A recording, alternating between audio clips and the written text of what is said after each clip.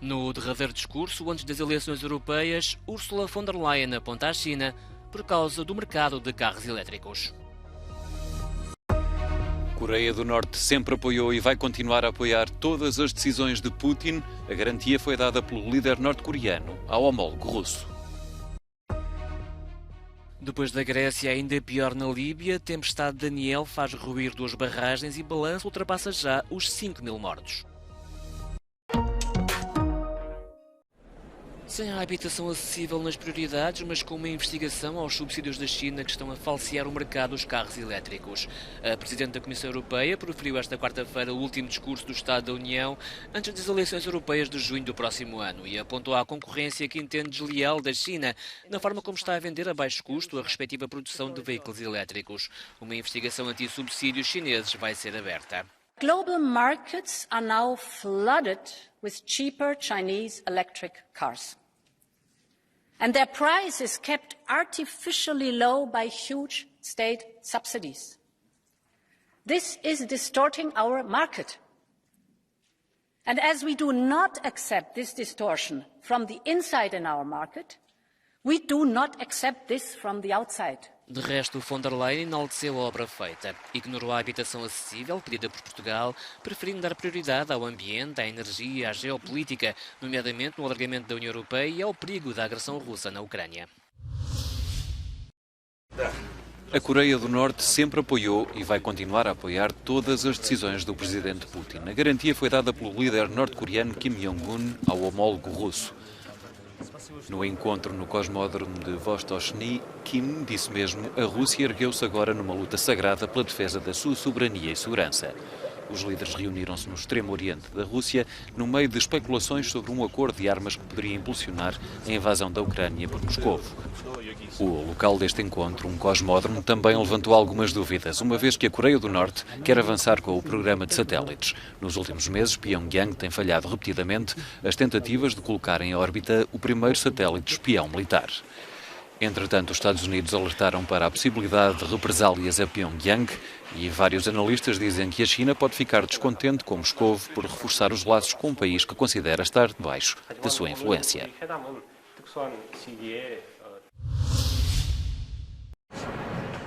A Ucrânia confirmou a destruição de um grande navio anfíbio e de um submarino num estaleiro sob controle russo em Sebastopol, na Crimeia, ocupada pelas forças afetas ao Kremlin desde 2014. A informação veio corroborar o anúncio das forças russas em Sebastopol de que um estaleiro naval tinha ficado em chamas e 24 pessoas tinham ficado feridas após um ataque da Ucrânia com mísseis de cruzeiro, que teria provocado também danos em 2 embarcações que estariam ali a ser reparadas. O ataque ocorreu esta quarta-feira por volta das 3 horas da manhã na Crimeia. Eram menos 2 horas em Lisboa. Espanha pede a investigação da morte de uma trabalhadora humanitária na Ucrânia como possível crime de guerra. O apelo foi feito ao Tribunal Penal Internacional. A cidadã espanhola Emma Igual e o canadiano Anthony Aynat morreram na semana passada num ataque russo, segundo as autoridades. O presidente da Ucrânia, Volodymyr Zelensky, adiantou que o veículo onde seguiam foi atingido por um míssil russo quando faziam uma entrega de ajuda humanitária perto de Bakhmut.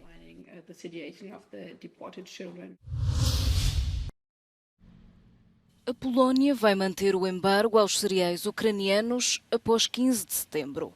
Varsóvia é atualmente um dos principais fornecedores de ajuda militar e humanitária à Ucrânia e acolhe cerca de 1 milhão de refugiados ucranianos.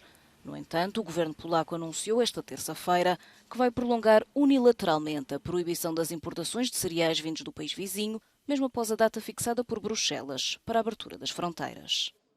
Albo Komisja Europejska zgodzi się z naszymi żądaniami i po 15 września przedłuży embargo, to jest nasze wyraźne żądanie, albo sami wdrożymy takie rozwiązania, jakie wdrożyliśmy 15 kwietnia. O Comissário Europeu para a Agricultura é favorável a prolongar a proibição de importação de cereais da Ucrânia. We have been investing significant efforts and resources ensuring that Ukrainian grain can be exported and moved where is the most needed. We have ensured support to European Union farmers. The introduction of the temporary preventive measures have structured and stabilized the market in border countries. It has not restricted export of Ukrainian grains through solidarity lanes. No início de maio, a Comissão Europeia concordou que a Polónia e outros 4 Estados-membros suspendessem as importações de trigo, milho, couve e girassol da Ucrânia, desde que o trânsito para outros países fosse assegurado. Kiev diz estar disposta a levar o assunto à Organização Mundial do Comércio para exigir uma compensação à Polónia.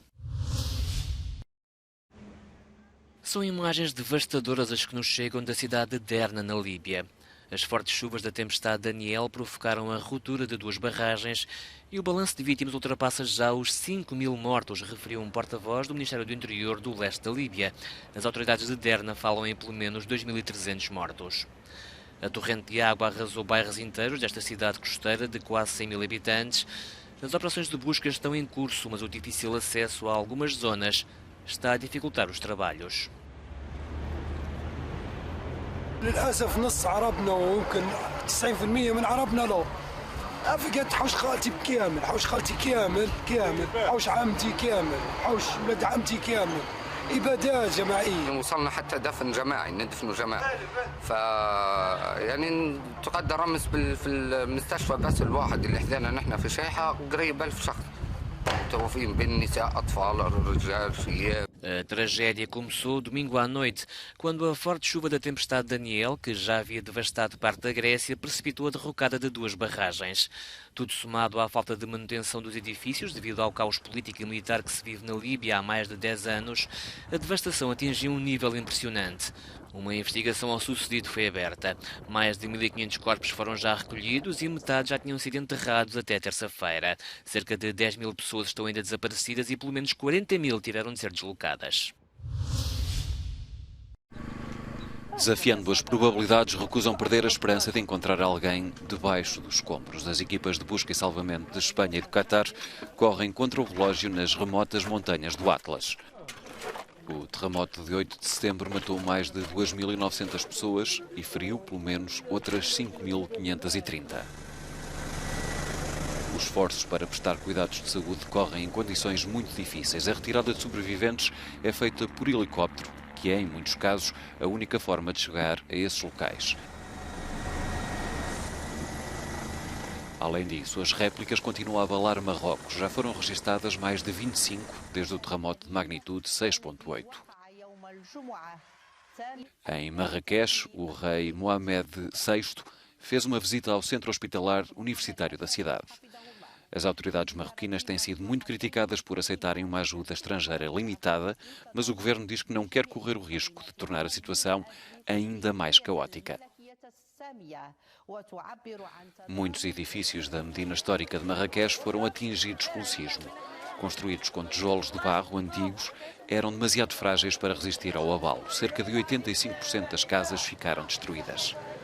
Em alguns casos, famílias inteiras estão a viver na rua, têm medo de regressar às casas que ainda estão de pé.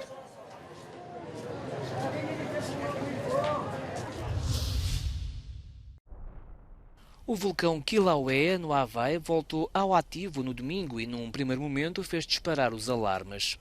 Um dos mais ativos no mundo e com a memória ainda fresca da erupção de 2018, em que destruiu mais de 700 casas e até o maior lago de água doce do Havaí, as autoridades têm monitorizado este novo episódio de atividade do Kilauea e as últimas notícias dão conta da descida do nível de alerta.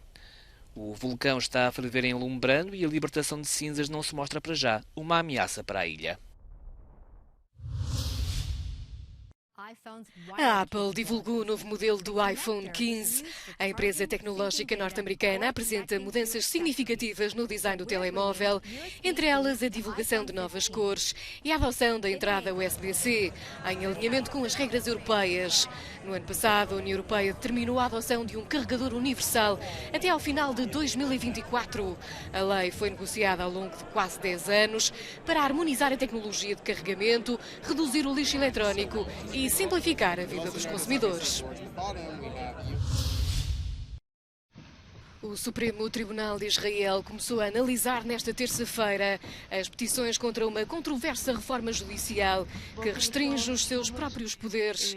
Pela primeira vez, um painel de 15 juízes reuniu-se para discutir 8 recursos à denominada cláusula de razoabilidade, aprovada pelo Parlamento israelita em julho, que aboliu a capacidade do Supremo Tribunal de vetar decisões políticas do Executivo. A lei faz parte de um plano mais abrangente do governo do primeiro-ministro Benjamin Netanyahu para dar mais poder à coligação no governo. Do lado de fora do tribunal, manifestantes a favor desta lei reuniram-se numa demonstração de apoio à estratégia de Netanyahu, que argumenta que a reforma judicial vai servir para reequilibrar os poderes político e judicial. Mas os protestos também tomaram conta de Israel nesta segunda-feira, antes da audiência no Supremo Tribunal, em frente à residência do Ministro da Justiça israelita. Os críticos defendem que a reforma abre as portas à corrupção.